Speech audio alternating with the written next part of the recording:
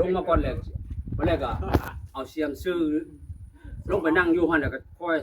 จี้ลงไปเรื่อยๆถ้ามันบ่ได้นี่มึงดีกว่ามันเจินเนาะฝนตกกันนี่ต่ำลงเลยนี่สิดินสไลด์ลงป่าดงเลยว่าขุดอ่ะสไลด์ลงขุดอ่ะสไลด์ลงเลยว่าพอมันเป็นดินบวมเด้มันลงน้ำตรงนี้ก็เลยว่าสิเอาท่อลงก่อนเด้อครับยามันทำดินไหลลงยามันเด้อระวังเด้อค่อยไล่ลงมาได้ป่ะคอยรถกันคอยมาเรื่อยดีนะดีโยกบ้างวายตรงมันสั่นแล้วหาตรงมันไม่เอาบ่ก็คอยดึงมาก่อนเอาพอได้ก็ใส่ไม่แล้วเนาะไปคุณเลยเสียนไปเดี๋ยวเดี๋ยวครับเอาออกมาดิน่ะดินก็สไลด์ลงมาใส่ลงมายับบาดยับไปพุ่นยับไปรถบึงตีนเด้อบ่ตีนนะแค่ก่อนเห็นบ่ลูกล่ะเห็นบ่เสียนไปจำกูเพิ่นเอาในดงเห็นบ่สวัสดีบ่ลุงงามๆนี่ลูกเด้อเดี๋ยวบ่นกกันน่ะ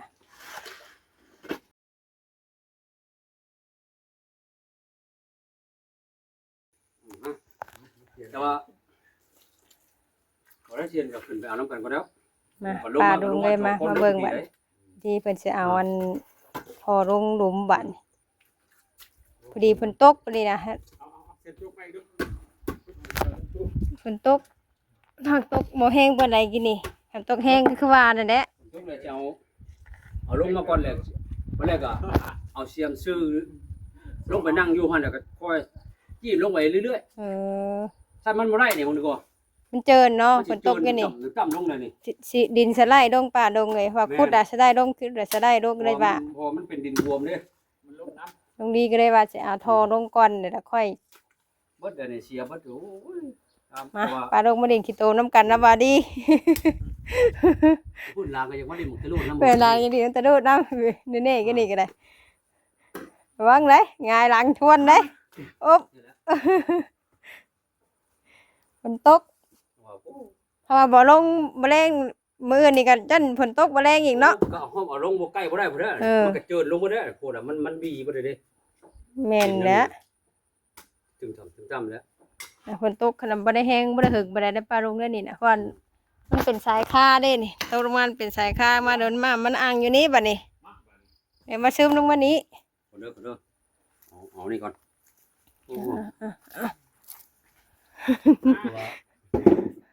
พูดว่ายันว่าเสียความสวยสบายดีข่าวนะมันก็บ่ได้ไปดอกบ่สำคัญเลยดอกตัวนี้บ่สำคัญหนึ่งสิก็ขุดยามนี้ก็ดีมันดินอ่อนแต่เสียงน้ำฝนตกใส่เบิ่งวิธีการเพิ่นบัดนี่เด้อบัดนี้เด้อยังสิยืนเบิ่งอยู่แล้วบ่กล้าไปใกล้ดอกอย่ามันดุดมือดุดตีนด้วย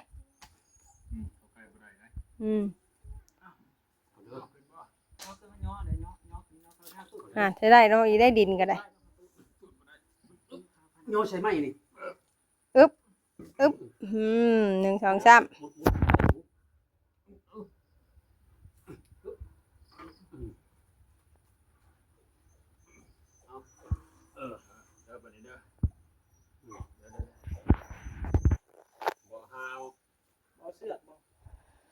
บ่เจ้าไปเอาเชือกยางตัวนั้นมาผูกนี่เด้อเจ้าแหละอันลงหาชูเฮาแหละเอาเส้นใหญ่ฮะ2คนเลยลงมาอยู่พุ่นเข้าได้ครับเส้นใหญ่ฮะวางคือว่าว่าถามมันแดดมันน้อยแบบโหเนาะบ่แดดซะติบ่แดดเนาะมันมาเฮ็ดซิมันก็ตกว่ามันเป็นหน้าฝนเลยเนาะดีเรียงบ่ได้เนาะของแนวยามตกลำให้ลำหน้าเฮายังไงมันตกมันบ่ตกก็บ่ได้กินข้าวกินน้ำแล้วมันยามมันดี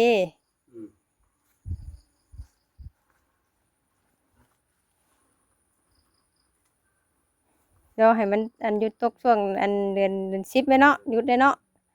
เดือน10เดือน11นี่ก็หยุดแล้วเกี่ยวข้าวอีกว่ะ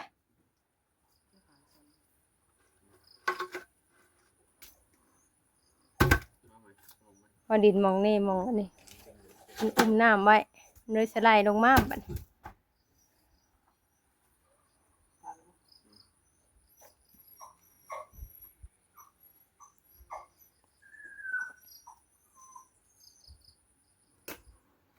ที่การเพิ่นเอาลงนี่แม่นี่ก็บ่เคยเพิ่นเห็นเพิ่นเอาลงจักเทื่อหรอก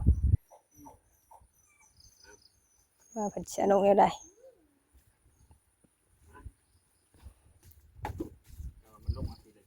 ดินก็สไลด์ลงทางนี้ก็ได้โยดลงอยู่ดินก็ ตู้แตกไหมตู้ไปเร็ว เด้อค่อยๆเด้อระวังเด้อ ไปใช่ตัวนะพอบัดนี้ ระ จั วั บ งเด้อ เนี่ย ระ จั วั บ งเด้อ เชือกนะไปแล้วลุงของเขาบัดนี้ อยู่บ่วะ ฮะ อยู่บ่ โอ้ยทั้งหมดแท้ อีกได้เห็นบอกก็จะอยู่ซื้อ มารู้ฉันไหม เอาบ่อยู่ซื้อแล้วก็มันสิลงที่ดินเด้เสียนไป ว่าอะไรถ้ามันเป๊ะให้มันจูดลงมาไหมนี่สองคนน่ะไม่จะฮับเจ้าไม่จะดึงจ้องไม่เนอะยามันทำดินไหลลงยามัน เด้อระวังเด้อ ปล่อยไหลลงมาได้ป่ะ คอยรถกันคอยปล่อยลงมาเรื่อยๆอย่าดินเนอะ ดินอย่า ดินนะให้ดีโยกบ้าง บ่ตรงมันสั่นแล้ว เอ้ย หาตรงมัน ไม่เอาบ่ บ่ ก็ ไปพุ่นเลย คอยดึงมาก่อน เอา พอได้ก็ใส่ไม้แล้วเนาะ ไปพุ่นเลยเสียนไปเดี๋ยวเสื้อก่อน เอาออกบัดนี้ น่ะดินก็สไลด์ลงมา ไป ยับบัดนี้ยับไปพุ่นยับไปรถ บนตีนเด้อบนตีนเด้อ เด้อบ่ตีนนะยับก่อนเห็นบ่ลูกล่ะเห็นบ่ เสียนไปจำผู้ เพิ่นเอานี่ลงเห็นบ่สวัสดีป้าลุงงามๆนี่เด้อ ก่อนนี่ เด้อ เยี่ยมบ่ นกกันน่ะ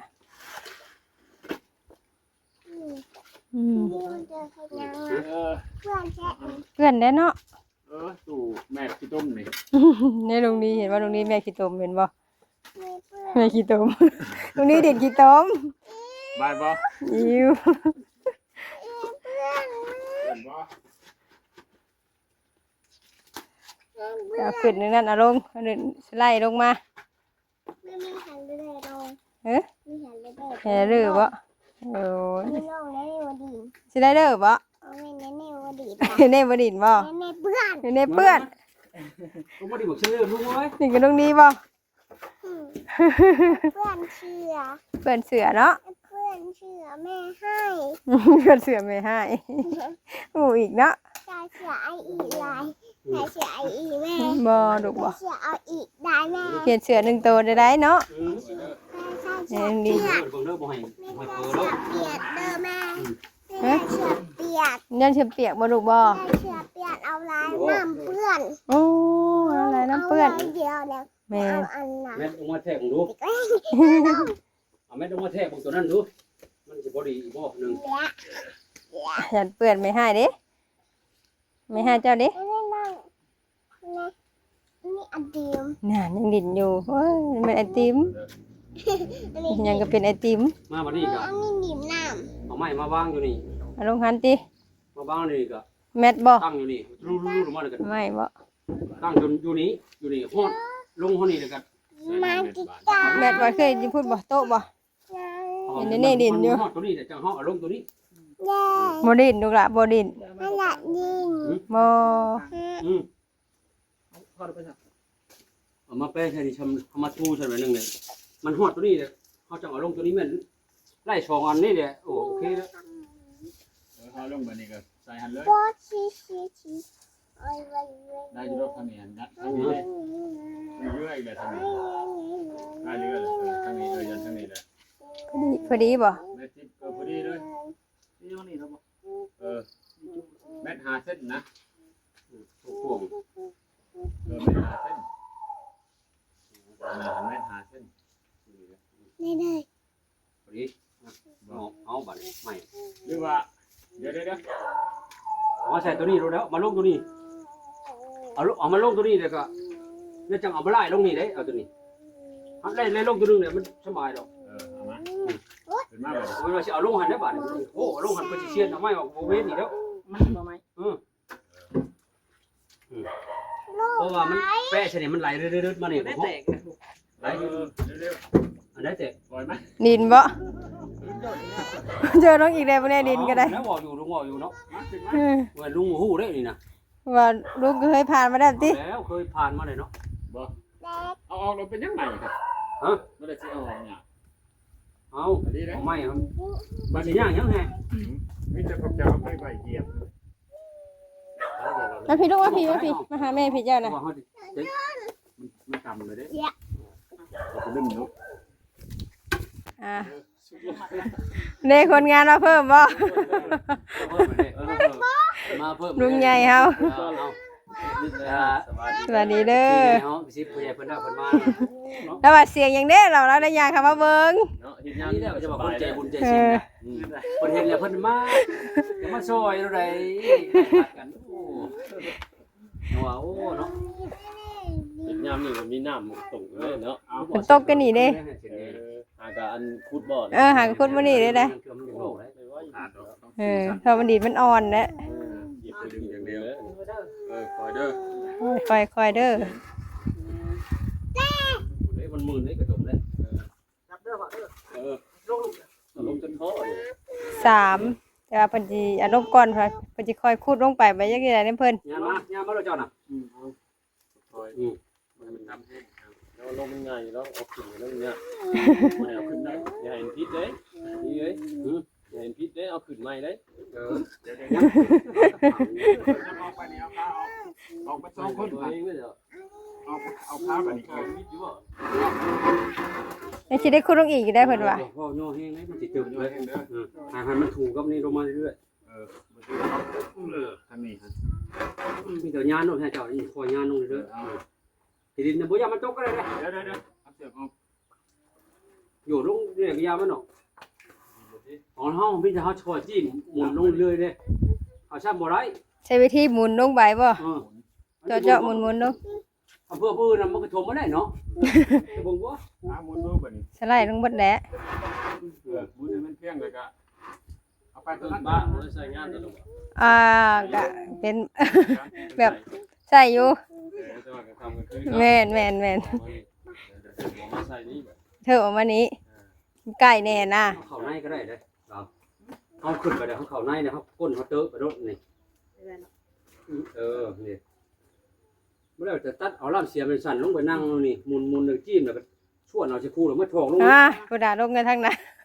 ยังสิเอาลงอีกบ่ ลงแล้วมันยังบ่ทันได้เด้เอาอีลงอีกทอดนึงผู้ใดนี่ อ๋อ ต้อง ผมคุดกดจากกระโหลกกันเดียวซะ อ๋อเจ้าเบิ่งแหน่มันโยดบ่ได้นี่ เดี๋ยว สาเหตุที่ว่ามันโยดบ่จัง สาเหตุว่ามันโยดลงมันสไลด์ลงแล้วเอานี่ลงบัดนี้นะเอาอันนี้ลงก่อนบัดนี้และอย่างยันฝนตกอีกแมลงอีกนะ โอ้ยหยุบเลยฮะ ระวังเด้อ เอา ระวังตีนเด้อ ไอ้พุ่นเขาในพุ่นคนน่ะ ลงพงคุ้มบ่แน่จ้ะนะ คนเขาในพุ่น มานี่เคยคอยขยับเธอ ได้ ได้ แล้วเนาะ อย่ายืนว่าอย่างไรดิ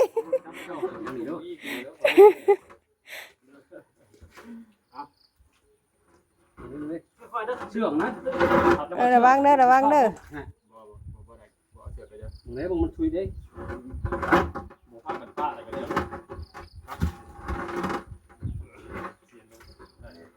โอ้ยสั่งไงไปดูแล้ว เฮ้ย สั่งไงเฮ็ดอยู่แล้ว ทำบายบัดมันก็บ่สูงวันนี้เฮาก็จะมากับว่าทีนี้ เอาลงเอาลงสองอันก่อนบ่หรือว่าลงนี่ ช่วงอันเอาลงอีกคู่นึงก็ได้ก็ว่าให้มันบิดอันนี้เด้มันสิโยดบ่ได้ครับฝนตกบ่แรกนี่โยดถ่วมบ่เลยถ่วมบ่เลย บ้านนี้แล้วจะคอยซับลงนะ บ่ได้เฮาก็เอาเสียมค่อยขวยลงไปนี่ คมขาดไปเลยนี่ แมน ขวยลงก็โยกลงไปเลย แบบคือน้ำเฮือนนี่แหละเฮ็ดน้ำเฮือนก็เฮ็ดแบบนี้นะเอาว่าเฮ็ดยามนี่นะ ลงอีก เทียม ข้างหลังที่โจทย์ใช่ เทียบบ่เทียบกับเฮาแปลงตี ข้างหลังโยดถ้าได้ข้างหลังนะ ย่านข้างหลังได้ เพิ่นมันยังบ่ได้เลยฮะมันก็โยกลงมันออกบ่ได้ลงใน2อันน่ะก็พอดก็ได้ของแนวเฮาบ่ได้แล้วเนาะอันนี้มันสิ มันยังอันนี้ ไปถ่วมมันเนาะเผื่อ ไปฉะนี่ เอามากิน ลูกไผดุ ก็เฮิมสิแต่เฮิมเดี๋ยวนี้ไปหุ่นไปทางนั้นไป ตัวนี้ก็ได้ตัวนั้นบ่ได้เขาเอาตัวสูงนั้นลงไปนั้น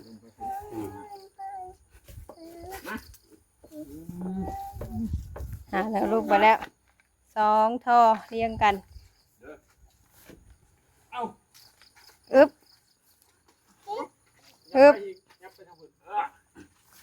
ทิ้งดื้อ โอ้ยป้าใส่เด้อ ดีขึ้นอยู่แล้ว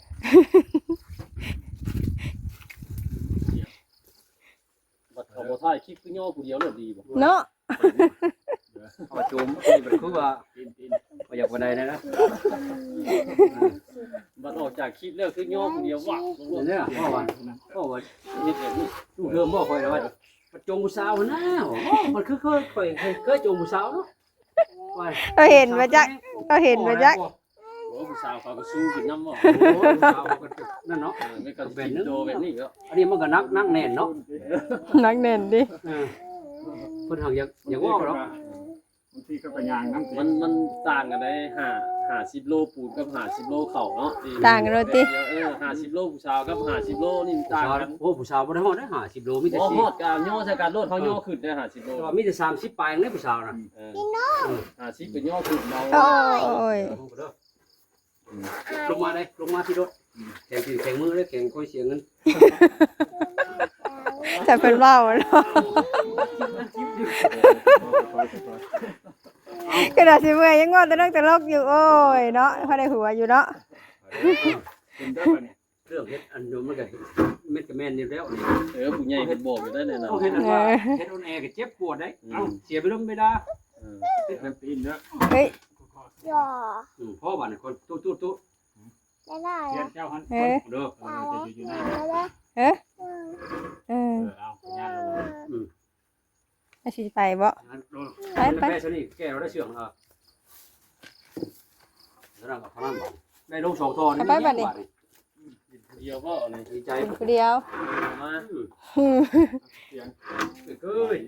เดี๋ยวมาอีก มามันลงไปหาจักเชียนนี่ก็ได้ดอกก็ได้ พอได้กันน้ เฮาต้องฉลาดเพื่อเมียนแบบนี้นะเนาะ กันน้ำไว้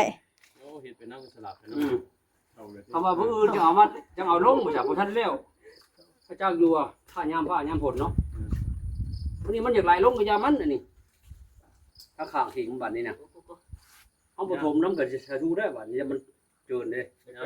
มีคนจ้างงานขุดน้ำสางเนาะถึงไว้ว่า คือโดนสั่งดิ จ้างเพิ่น พุทธนำบอก จ้าง ส เพิ่น ลา ทุกดีเด้ น้ำนี่ถึงไว้เนาะ เพิ่งไว้หักน้ำเพิ่นเอาไว้ โยมฮะ แล้วจะว่านะเดี๋ยวไว้ นี่มาใส่ผมก่อน อะไรคือกันตัวดำตัวสูงอยู่นะว่าตัวดำมันป้าไปหาตัวดำดินทำไง ตัวที่4บาท สูงเดี๋ยวมันเหี้ย เอาตัวนี้นะ ดินกันเหนียว มันไม่ได้ บัดเอาลงไป ดินถมได้ดินเอามาถมเด้เป็นเหนียวน้ำแน่ ด่าข่าว เอานี่ก็ได้ดูกดินนะ ปล่อยจะโดยลงมารถ เอาบอลตีเจ้ารถเอารถเอาบอลตีเจ้าหาเอารถจะจะไปเอาใส่เอานี่ ชี้ อ๋อ เอายังไม่ไหม้มันได้เนาะ ตะมือแดง เสือคือเก่าแล้ว การไม่เป็นยังคอยสูดลงบ่ พอดูแม่ ตายเลย การไม่สูดลงแล้วไปเท่านั้นก็ถอดไม่เนาะ ฮะ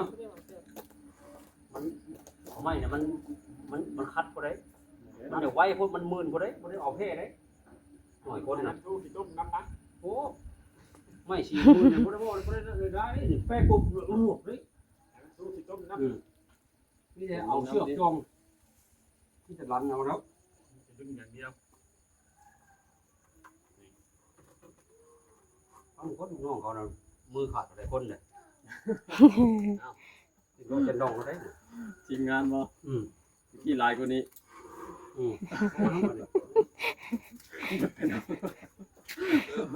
เบิดไปน้ำเลยเนาะ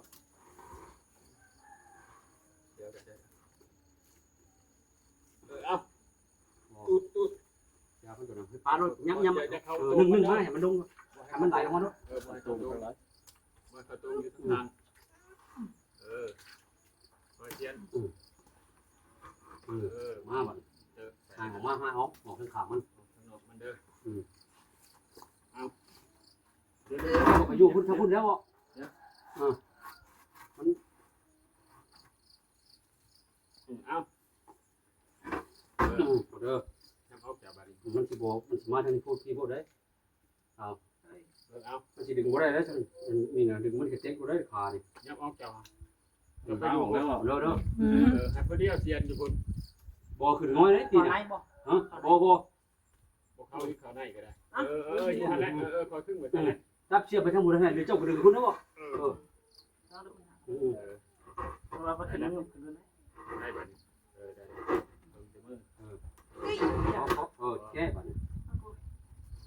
ด้านบัดนี้ ได้เป็นแล้ว มีจะคอยจี้ผมควัดแล้วก็ใช้คู่หรือพวกถอกรวบที่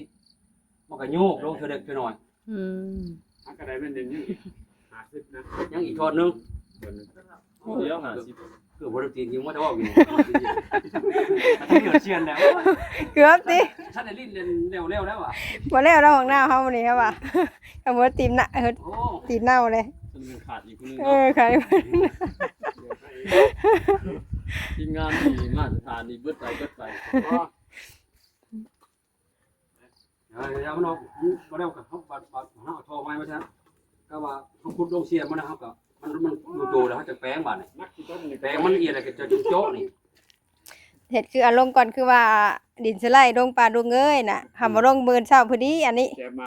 แจบเลยขุดมาอีก เพื่อยากเพื่อ วันนี้เพิ่นเอาลงให้ว่าสิขุดข้างในบัดนี้ทางในบ่เพิ่นก็ จิ้ม ค่อย ลงมาเลยจิ้มลงเธอเด็กเธอหน่อยมันได้ก็ว่ามันบิดอีกตอนนี้เนี่ยมันก็โยบลง กะลงครึ่งหนึงอะเนาะ จังเอาท่อตัวนั้นมาลงอีกบาด บาดนี้มันก็ลงง่ายบาดนี้ เรียบร้อยก่อน เรียบร้อย น้ำหมับในเลยก็หมดไปหมดมัน ยำเดินส่งไล่ก่อน ก็ส่งได้ก่อนส่งได้ มีลูกมีเมียสักให้เท่าไรยังเซ็กกำคนก็ได้ฝากบนเนาะ เครื่องสักฝาเครื่องนึงใครรอลี เมนเนี่ย มีเมียกันเนาะ โอ้ดีใจอยู่เลยเราได้เมียฉันได้ตู้ชักผ้าคือก่อนนะเพิ่นนะ ซักเอง เพิ่นชักเอง เขาก็เลยกินเอง เพิ่มเลยเนาะ ยิงเพิ่มเลย เมียมาซักให้เมียอีก เพิ่นนั้น ไปเครื่องกับเมียอีก เขาก็บ่สร้างให้คือกัน ไปชักให้ค่อยเด้อเครื่องคนน่ะว่าได้น่ะ นั่นก็มี เดี๋ยวลูกกับเมียมาหนึ่งข่าวหนึ่งน้ำให้กินดีบ่แม่นบ่ เพิ่มอีก รู้ได้เพิ่นรู้ ให้จะลงคุดเอาหั่นแล้วบาดนี้คุดกินลงหักหินได้เลย เป็นดินแห้ง เป็นหินแห่ เจอดินแห้งบัดนี้ ดินแห่พันดินอันนี้ดินผุพันอยู่ทางกลางบาดนี้มันบ่ลงหินบ่หั่นเลยคน ใครตัวยังหาเลย เท่า50 เซนบ่ นี่ก็ 50ก็บ่ได้ลงเบิดได้ หน้าบ่ลงเบิดก็ได้ เอาไว้อยู่เช้า ได้ ลงเบิด ไว้อยู่ หนู เช้า เสียงจกจังมือก่อนนะเนาะ มันนูนขึ้น พอนะ เห็นยังบัดนี้ ปลาชี บายซีอู้ยบายซีมึงบายซีบายซีโอ้เอาขี้ตมอ่ะตมเปียกๆน่ะเอาระบายซี ปลาชี คิดได้แล้วเจ้าก็ลูกเนาะ มีปลาชี บายซีโอเค กระเป๋า ไปทีไปเซี่ยวนี่ปลาดงเอ้ยเพิ่นสบายซีมึงเนี่ยฮะ เอาปลาชีเอาเขียก้าง อ๋อ อันนี้มันไม่เนาะ บ่ แม่ไป แม่ซื้อซอมาให้เจ้าหาเฮ็ดเฮียเบิดเนาะ อ้าว เออ แม่ชิมเพชรน้อง อ่ะมันเฮียที่ได้อ่าน2อันแม่ให้เจ้าเก็บจังก็บ่เก็บเนาะ แม่ชิมเพชรน้อง บ่ได้ทิ้งมันก็ค่อยเก็บให้อยู่ตัวใดมันบ่เห็นก็มันตกนั่นก็แม่ก็บ่ได้เก็บให้แล้ว เนี่ยปลาชีอันนี้ บายซีอันนั้นบายซีก็ได้เอา ปลาชีก็ได้ บายซี นี่ว่าอะไรปลาชีนี่ว่าปลาชีจริงติ๊กแม่เห็นว่าปลาชีชมพู บายซีชมพูบ่ นี่ปลาชีขาวกระเด็ด อ๋อ นี่เนี่ยเอาเปื่อน แม่นบ่ นี่มือเปื่อนเลยบ่ เพื่อนๆเลย น นี่นั่งมือก่อน นี่นั่งมือก่อน นี่นั่งมือแล้ อ๋ ว อนั่งมือก่อนไปแล้ว ม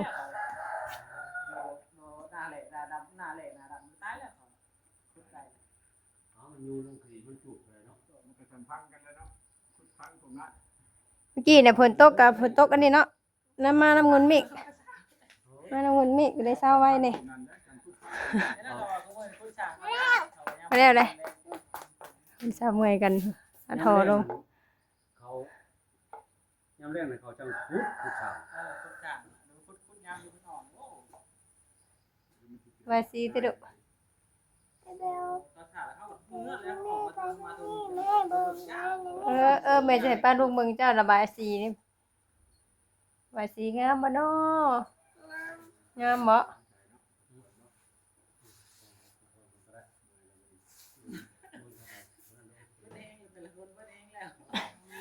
เพิ่นแฮงน่ะบ่ พดเตะหามเขามา หามทอกับบ่แห้งเนี่ยติ อุ้ย พักก่อนมื้ออื่นมาสู่ใหม่บ่ตกแนงไข่ฝนมื้อแรงนี่กันเนาะเมืองฟ้าคือสูงอยู่ บ่ตกกระยาเราที่การตักน้ำ งานตั้งน้ ได้ตักมาได้บัดนี้ ไอ้ที่ไหนก็แม่นร้านนี่จะมาดินหมกรูน้ำมีแล้ว ำนี่เห็นนี่เห็นตรงนี้อย่างเดียวดินตะรูปบัด เขาว่ามันโยนก็สบายบาดนี่นะมันจะโยนอย่างมันมีแต่เฮาจิ้มมันก็โยบลงเลยอันนี้เก็บขึ้นเพิ่นลงเด้ อ๋อเจ้าเฮ็ดชันว่าเพื่อนเจ้าน่ะ มันเห็นไปแล้ว เอาท่อลงไปสิบ่ ลงมาสิเดี๋ยวก็จิ้มพอแต่มันก็โยบลง จะไม่เอาตัวไม้ลงอีก เขามาเฮาบ่จิ้มน่ะบ่ได้เขาสิเอาท่าขุดเนี่ยลงบาดเดียวแล้วโห บ่ได้ติ มันโยด คือตรงนี้เราเมื่อก่อนเราเห็นห้องน้ำว่าเฮือนเราก็แบบหน้าฝนเด้เนาะ แล้ว เป็นหน้าฝนนี่ขุดแต่วันนี้ฝนตกลงไปบัดนี้ เจอลงเบิดบัดนี้ บ่มลงไป เราก็เลยทำพิธีนี่บัดนี้ แม่น เอาท่อลงไปแล้วจิ้มข้าง กลางมันบัด หมุนมันก็ค่อยลงโยบลงเท่าเล็กเท่าน้อย อ๋อ อันนี้นะถ้าว่าเขามันไล่แล้วบ่จังเอาตัวนั้นมาใส่บัด อ๋อ ให้พอดีโอ้เม็ดตกอยู่เม็ด40อันนี้มันถืออยู่เม็ดนึงอันนี้นะพอดีเพียงน้ำหน้าดินอันนี้ ได้หากระไดเม็ดเดียวนะพอ ส ละ องท่อนนี่เม็ดนึง อ๋อยังเหลืออีก50 พอละ50 ยังดี4ยัง40 ยัง40ให้มันพ่นอีก10เส้น อ๋อคนอีก10เซน แม่นพ่นหลังจากขึ้นตนาดินนี่10เส้นพอ คือว่าเฮาบ่เอามันถมบ่ได้เพราะย่าน บ่ได้ให้มันเล็ก อ๋อ ผู้ชม คันทาเฮาให้มันทบไปซะแล้วน้ำมามันไหลเข้าได้ แม่ มันดุน มันหนุนมันมีกลิ่นเด้เนาะ มันหันใจบ่ เอ ได้ อแม่น มันดุนขึ้น ๆระบายบ่ได้พร้อมเนาะ ระบายบ่ได้ โอ้โธ่บัดเอาขุดลงไปนี่เม็ด40นี่เบิ่งหัวเบิ่งลงน่ะโถบ่ได้น้องโกกลง มันบ่เต็มง่ายเนาะเพื่อนเฮาหน่อยได้ มันเฮายังสิได้เจาะอีกเด้เจาะตัวนี้น่ะช่วงไปหาตัวนั้นอีกน้ำตัวให้ไปหาล่างอ่ะยังมันขึ้นมาเท่านี้มันก็ส่งมาหาตัวนั้น ดินพอมันก็ปัด จมมันก็อยู่ตัวนี้ แม่นบ่มัง แดดอีกนะ สิแล้วเนาะมึงก็นี่จักเฮ็ดยังสบายยังเพื่อกินน้ำกินในขนาด กินบ่ได้นะเป็นโบราณก่อนเนาะ เนาะใส่สบู่เด้ขาวๆมาใส่มึงเด้บ่ ครับจั่วไอ้บ่จัก นี่บ่ เสียบน้ำ เนาะ เสียบน้ำบ่อันสิเสียบน้ำให้ใช่ป่ะ แปลว่า ตะกี้ต้ม ให้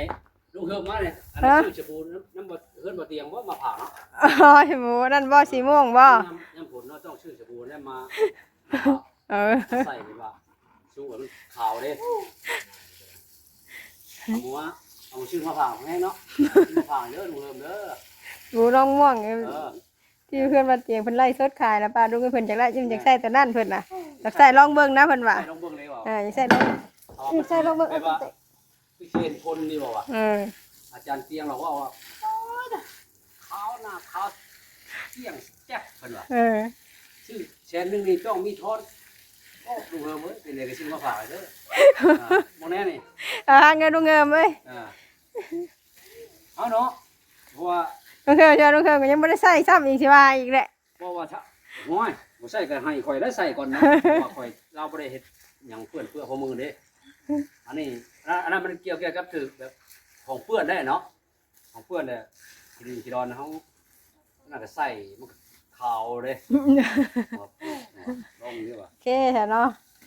พักก่อนกันเนาะมื้ออื่นมาต่อใหม่อีก มาดูต้องอีกคือว่าก็คือว่าแนวอื่น ฝนตกกันทาละฝนเช้าตก ถ้าปลาเราเดียวเราได้ จะบาดดูแล้วติกบลงไปได้เนาะ